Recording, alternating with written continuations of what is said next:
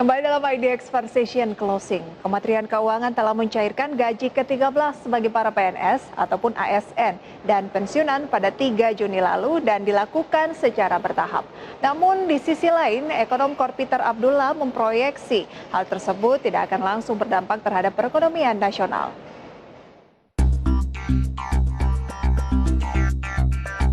Kabar gembira bagi para PNS, ASN, dan pensiunan. Kementerian Keuangan telah mencairkan gaji ke-13 pada 3 Juni lalu dan dilakukan secara bertahap. Tentunya dengan gaji ke-13 diharapkan para PSN, ASN, dan pensiunan dapat memenuhi kebutuhan hidup serta bisa mendorong pertumbuhan ekonomi nasional. Namun di sisi lain, ekonom Kor Peter Abdullah memprediksi hal tersebut tidak langsung mendorong konsumsi masyarakat dan tidak berdampak bagi pertumbuhan ekonomi di kuartal 2. Masyarakat kini cenderung menahan keinginan berbelanja.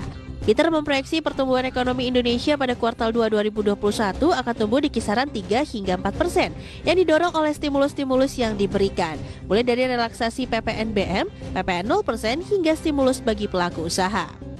Uang 10,7 triliun itu akan menjadi oli di dalam perekonomian kita. Dia yang akan memutar perekonomian kita. Ya.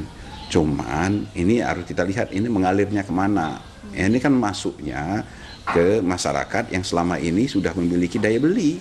Jadi kalaupun kita kasihkan uang itu kepada mereka, ya, karena itu memang merupakan hak mereka, itu hanya menambah aja uang mereka yang belum tentu mereka akan belanjakan. Ya kan, mereka itu nambah di tabungan mereka iya, ya, tapi menjadi tambahan konsumsi belum tentu. Peter menambahkan meski aktivitas sosial ekonomi masyarakat kini sudah berangsur pulih, namun pendapatan masyarakat masih tertekan. Hal tersebut menjadi dasar masyarakat menahan konsumsi dan berdampak bagi pertumbuhan ekonomi nasional. Dari Jakarta, Rizka Ayu Bayu Lela Muda, IDX Channel. Ya pemirsa, gaji ke-13 para ASN yang telah dicairkan pada 3 Juni lalu diharapkan ini bisa mendorong perekonomian terutama di kuartal 2 tahun ini. Dan kita akan membahas topik yang menarik ini bersama dengan rekan kami, Mangi Vera Chong. Selamat siang rekan Mangi, apa kabar? Ya halo, selamat siang Prisa, kabar saya baik. Prisa bagaimana kabarnya? Kabar yang luar biasa, apalagi kalau punya keluarga bekerja sebagai atau berprofesi sebagai ASN atau PNS, karena gaji ke-13-nya ternyata sudah cair pada 3 Juni lalu ya Mangi. Iya betul. Nah kita ingin tahu lebih jauh Mangi, sebenarnya seberapa besar sih gaji ke-13 dari para ASN ini dan katanya kan tadi cairnya secara bertahap ya? Betul, ya dilakukan secara bertahap pencairannya. Baik, jadi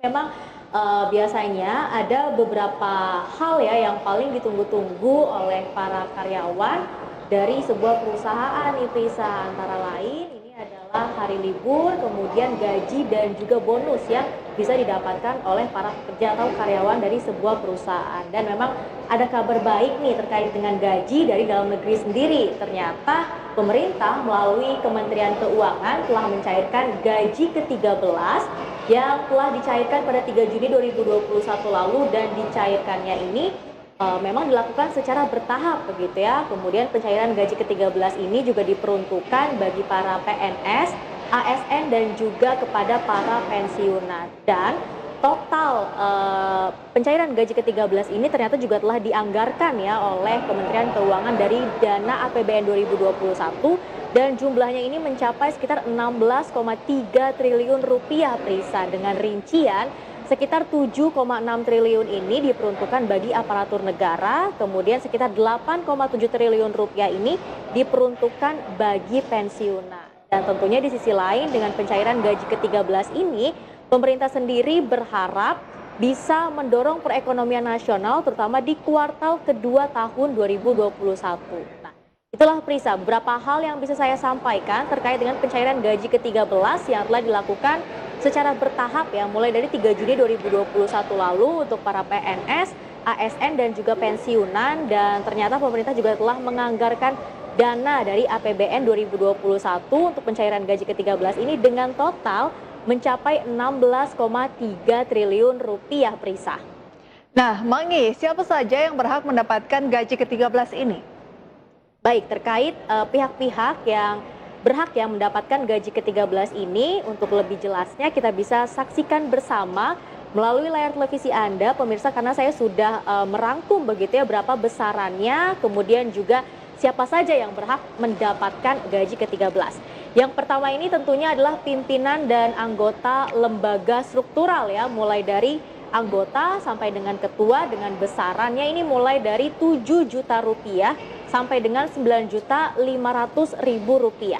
Kemudian ada pejabat setara eselon ya, dan nominalnya ini dimulai dari 5.200.000 rupiah sampai dengan 9.500.000 rupiah. Kemudian ada juga pegawai non PNS pada LNS ya, yang jenjang pendidikannya ini dimulai dari SD sampai dengan SMP, kemudian dan mulai jenjang pendidikannya ada juga yang dari D2 sampai dengan D3 sederajat juga berhak ya mendapatkan gaji ke-13. Selain itu bisa kita perhatikan lagi, ini untuk golongan 1 juga berhak mendapatkan gaji ke-13 ya, nilainya mulai dari 1.500.000 sampai dengan 2.600.000. Kemudian golongan 2 juga berhak mendapatkan, golongan 3 juga berhak mendapatkan dengan nilai mulai dari 2.500.000 sampai dengan 4.700.000 rupiah, dan tentunya golongan 4 mulai dari 3 juta rupiah sampai dengan 5.900.000 rupiah, Prisa. Jadi itulah beberapa pihak yang berhak mendapatkan gaji ke-13, dan saya juga sudah merinci besarannya ya berapa yang mereka terima. Tapi yang perlu saya tegaskan lagi sebenarnya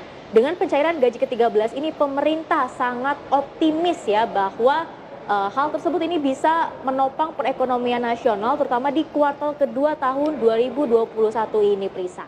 Nah, seperti apa sih Mangi sebenarnya optimisme dari pemerintah bahwa gaji ke-13 ini bisa mendorong ekonomi kita? Ya, jadi begini Prisa, jika kita cermati lebih jauh lagi, untuk kuartal 2 ini kan memang dimulai dari bulan April, Mei hingga Juni ya. Dan jika kita lihat lagi untuk tahun 2021 sendiri, sebenarnya untuk kuartal keduanya ini sudah ada beberapa katalis positif yang diproyeksikan bisa mendongkrak perekonomian nasional untuk kuartal kedua tahun 2021. Salah satunya adalah momen Ramadan dan juga Hari Raya Idul Fitri yang ternyata diproyeksikan terjadi peningkatan konsumsi rumah tangga yang dilakukan oleh masyarakat. Dan ternyata ada juga pernyataan ya dari Kepala Mandiri Institut yaitu Teguh Yudo Wicaksono yang menyatakan bahwa ketika memasuki bulan Ramadan dan Hari Raya Idul Fitri memang ternyata ada peningkatan belanja yang dilakukan oleh masyarakat terutama di Pulau Jawa. Nah, sedikit saya sampaikan informasinya, ternyata di wilayah Jogja sendiri ya ketika memasuki bulan Ramadan dan Hari Raya Idul Fitri ini terjadi peningkatan belanja sekitar 0,4 poin yang dilakukan oleh masyarakat. Dan untuk DKI Jakarta sendiri, Prisa, ternyata peningkatannya ini mencapai 0,7 poin. Selain itu pemerintah juga optimis kuartal 2 ini perekonomian Indonesia akan terus tumbuh ya karena dilihat dari PMI manufaktur. Nah, PMI manufaktur kita, Prisa, di bulan April ini telah mencapai sekitar 54,6. Kemudian di bulan Mei jumlahnya lebih meningkat lagi bahkan mencapai 55,3. Dan pada akhirnya pemerintah memproyeksi untuk kuartal kedua 2021 ekonomi Indonesia ini bisa tumbuh ya di angka 7,1% sampai dengan 8,3%. Dan diharapkan dengan adanya pencairan gaji ke-13 ini terus mendorong pertumbuhan ekonomi di kuartal kedua tahun 2021. Tapi ternyata di sisi lain, Prisa, ada juga beberapa pihak yang menyatakan bahwa pencairan gaji ke-13 ini tidak akan berdampak signifikan terhadap pertumbuhan ekonomi nasional terutama di kuartal kedua tahun 2021 ini, Prisa. Nah, Mangi, tadi disampaikan di awal bahwa ada ekonom khususnya dari KOR Indonesia yang menyatakan bahwa gaji ke-13 ini minim kontribusi. Dari pengamatan Mangi begitu ya, riset yang dilakukan, mengapa bisa dikatakan bahwa cenderung akan minim kontribusi? Ya, jadi sebelum kita bicara lebih jauh begitu ya, ternyata memang kita saksikan dulu nih Prisa, ada pernyataan dari ekonom KOR yang menyatakan bahwa gaji ke-13 ini tidak akan berkontribusi banyak terhadap perekonomian nasional terutama di kuartal kedua tahun 2021. Dan untuk lebih jelasnya langsung saja kita saksikan bersama tayangan berikut ini. Ya, bahwa memang pemerintah tengah mengejar pertumbuhan ekonomi sebesar 7% untuk kuartal 2 tahun 2021. Nah, di sini memang karena konsumsi masyarakat itu menjadi penyumbang PDB terbesar, memang di sini daya beli masyarakat yang memang harus dijaga gitu. Nah, sebenarnya tidak ada yang salah dengan pemberian gaji 13 maupun THR bagi ASN. Namun alangkah lebih baiknya jika memang pemerintah juga melakukan pemberian bantuan yang sama kepada masyarakat yang non ASN yang dia terdampak paling dalam akibat adanya pandemi. Nah, seperti pekerja di sektor informal ataupun pekerja-pekerja lainnya yang dia tidak dapat mencari pendapatan ketika pandemi. Nah, Ya, Prisa, ternyata memang sebenarnya ada kesalahan ya dari saya sendiri. Ternyata memang pernyataan tersebut ini disampaikan oleh ekonom Indef, yaitu Nailul Huda, yang memang menyatakan bahwa gaji ke-13 ini tidak akan berdampak signifikan terhadap perekonomian nasional. Sebenarnya, Prisa, dengan pencairan gaji ke-13 ini yang dilakukan oleh pemerintah ya, ini tidak ada yang salah ya, tapi memang lebih baik lagi apabila pencairan gaji ke-13 ini juga diiringi atau dibarengi dengan pemberian bansos ataupun stimulus kepada masyarakat, terutama masyarakat kelas menengah bawah yang terdampak pandemi COVID-19. Karena jika kita bandingkan ya, kita cermati lebih jauh lagi, jumlah PNS atau ASN dengan masyarakat kelas menengah bawah ini juga masih jauh atau timpang sekali, Prisa dan juga pemirsa. Kita bisa saksikan bersama melalui layar televisi Anda untuk jumlah PNS ya di April 2021 ini jumlahnya mencapai 4.169.118. Kemudian untuk jumlah masyarakat kelas menengah bawah ternyata jumlahnya lebih banyak dibandingkan PNS begitu ya, mencapai 27,55 juta. Nah, ini berdasarkan data dari Badan Pusat Statistik. Jadi diharapkan ya ketika pemerintah ini mencairkan gaji ke-13 juga dibarengi dengan pemberian bansos ataupun stimulus kepada masyarakat yang non PNS begitu ya, atau bukan PNS, terutama kepada masyarakat kelas menengah bawah yang sebenarnya mereka ini paling membutuhkan bantuan dari pemerintah. Dan diharapkan juga dengan pemerintah memberikan bansos kepada masyarakat kelas menengah bawah ini bisa mendorong konsumsi rumah tangga di tengah pandemi COVID-19. Karena sebenarnya pencairan gaji ke-13 ini, Prisa, bagi para PNS ya ataupun ASN ini kan semuanya mendapatkan mulai dari level yang paling bawah sampai dengan level yang paling tinggi begitu ya. Nah, ketika PNS di level yang paling tinggi ini mendapatkan gaji ke-13, sebenarnya mereka ini sudah memiliki daya beli, tapi daya belinya ini memang tertahan karena adanya pandemi COVID-19. Dan tim IDX Channel juga telah melakukan wawancara begitu ya kepada rekan-rekan PNS di lapangan. Dan untuk lebih jelasnya langsung kita saksikan dalam tayangan berikut ini terkait sebenarnya ketika para PNS ini mendapatkan gaji ke-13, diapakan sih gajinya begitu ya, apakah dibelanjakan atau ditabung. Dan untuk lebih jelasnya langsung saja kita saksikan tayangan berikut ini. Saya gunakan untuk kebutuhan saya untuk mengajar dan saya gunakan lagi untuk kebutuhan sehari-hari. Dari uang gaji ke-13 itu 20% saya gunakan untuk membeli barang-barang impor ya. Dari cairnya gaji 13 akan saya gunakan 50%-nya untuk reksadana saham, 20% saya alokasikan untuk pendidikan, tabungan pendidikan anak sekolah, 30%-nya saya akan masukkan. Ya, jadi berdasarkan tayangan yang sudah kita saksikan bersama, banyak sekali rekan-rekan PNS yang ketika mendapatkan gaji ke-13 ini mereka lebih memilih menggunakan dananya untuk diinvestasikan begitu ya, bukan untuk dibelanjakan. Karena balik lagi sebenarnya beberapa PNS ini telah sebenarnya mereka ini memiliki daya beli, tapi memang daya beli mereka ini tertahan karena adanya pandemi COVID-19. Jadi alangkah lebih baiknya ketika pemerintah mencairkan gaji ke-13 untuk para PNS, ASN, dan pensiunan juga diimbangi atau dibarengi dengan pemberian bansos dan juga stimulus ya kepada masyarakat kelas menengah bawah. Karena sebenarnya ketika masyarakat kelas menengah bawah ini mendapatkan bantuan dari pemerintah, mereka ini akan bisa melakukan konsumsi rumah tangga dan akan berdampak ya terhadap perekonomian nasional, apalagi di kuartal kedua tahun 2021 ini, Prisa. Oke, berarti memang kalau kita lihat pencairan dari dana ke-13 para ASN ini kan sebenarnya merupakan hak ya bagi para PNS ataupun ASN. Tetapi alangkah lebih baik kalau bansos yang sudah pernah diterapkan oleh pemerintah untuk kalangan menengah ke bawah ini bisa dilanjutkan ataupun ada stimulus yang baru gitu ya. Tapi Mangi, kita tahu bahwa bulan lalu sebelum Idul Fitri kan pemerintah gencar untuk menghimbau dari para pengusaha untuk segera mencairkan dana THR dari masyarakat agar meningkatkan daya beli. Kemudian sekarang adalah gaji ke-13 dari ASN. Nah, langkah apa lagi yang dilakukan pemerintah untuk bisa mendorong ekonomi mengalami pemulihan? Baik, Prisa. Jadi langkah yang dilakukan oleh pemerintah ya untuk mendorong ekonomi, memulihkan ekonomi terutama di kuartal kedua tahun 2021 ini sebenarnya masih terkait dengan pencairan gaji ke-13. Jadi ketika pemerintah mencairkan gaji ke-13 untuk para PNS, ASN dan juga pensiunan, pemerintah ini menghimbau agar masyarakat ini membelanjakan dana tersebut atau uang tersebut ya, tidak untuk produk-produk impor, melainkan untuk produk-produk lokal atau produk-produk yang dihasilkan oleh UMKM di dalam negeri, Prisa. Karena diproyeksikan dengan membelanjakan uang tersebut ya untuk produk-produk lokal, maka akan memiliki mata rantai yang panjang terhadap perekonomian domestik. Jadi kita bisa cermati lebih jauh lagi ketika pemerintah mencairkan dana atau gaji ke-13 diterima oleh para PNS, ASN, dan pensiunan. Kemudian mereka membelanjakan uang tersebut untuk membeli barang-barang atau produk-produk lokal yang dihasilkan oleh para pelaku UMKM.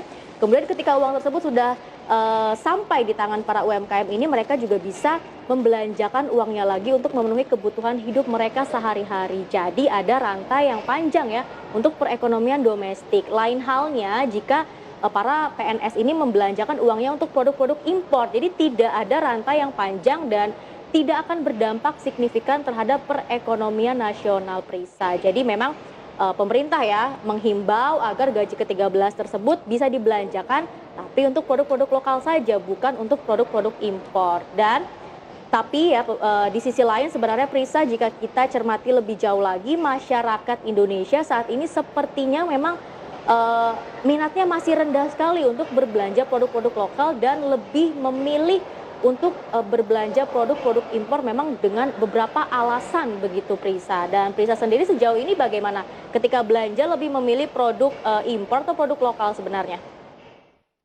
Saya lebih senang masih agak campuran sebenarnya, Mangi ya.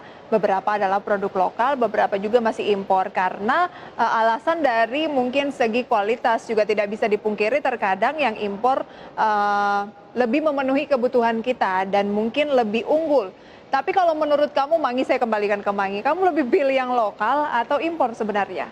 Tapi sebenarnya jika kita perhatikan lebih jauh lagi, Prisa, sudah banyak juga ya beberapa produk lokal yang sudah mulai memiliki kualitas yang cukup baik ya. Betul. Bahkan bisa menyaingi produk-produk impor yang ada di dalam negeri sendiri.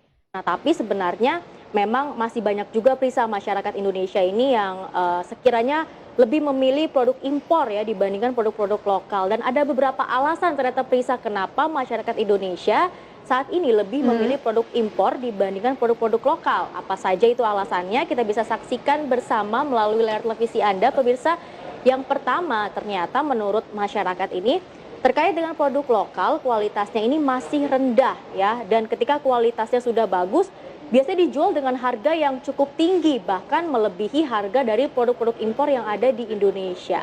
Kemudian alasan selanjutnya ternyata masih banyak kemasan-kemasan yang kurang menarik yang dihasilkan oleh produk lokal. Kenapa kemasan yang kurang menarik? Karena ternyata bisnis lokal ini mengurangi tampilan yang cukup menarik karena ingin menekan biaya produksinya, Prisa. Selain itu ternyata masih kurangnya inovasi terkait dengan produk-produk lokal dan belum semua para pelaku usaha UMKM, terutama para pelaku usaha yang memang ultra mikro begitu ya, ini belum semuanya go digital, Prisa. Sedangkan saat ini trennya masyarakat juga lebih memilih untuk berbelanja online dibandingkan untuk berbelanja offline begitu ya, terutama alasannya adalah untuk meminimalisir terjadinya penularan virus COVID-19. Jadi memang jika kita cermati dari beberapa alasan tersebut ya, pemerintah seharusnya memang mengambil langkah tepat untuk meningkatkan daya saing produk lokal ke depannya agar produk-produk lokal yang dihasilkan oleh para pelaku UMKM ini bisa lebih diminati oleh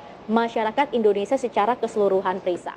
Setuju sekali, Mangi. Apalagi kan kalau kita berbicara mengenai harapan gitu ya, agar masyarakat lebih bisa memilih produk lokal. Langkah apa kira-kira yang harus dilakukan dari sisi pemerintah agar daya saing produk lokal ini juga bisa meningkat?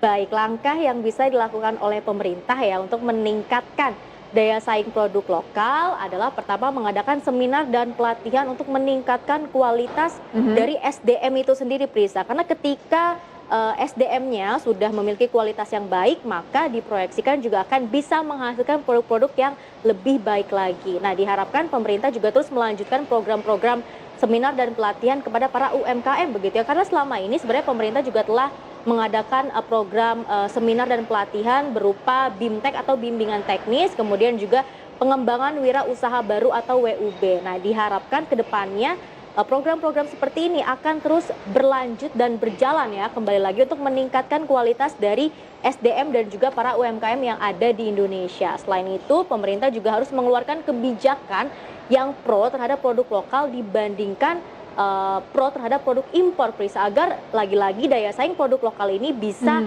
meningkat ya dibandingkan produk-produk impor. Selain itu, pemerintah juga harus memperhatikan terkait dengan akses pembiayaan UMKM. Nah, Prisa, UMKM di Indonesia saat ini jumlahnya ada sekitar 60 juta UMKM.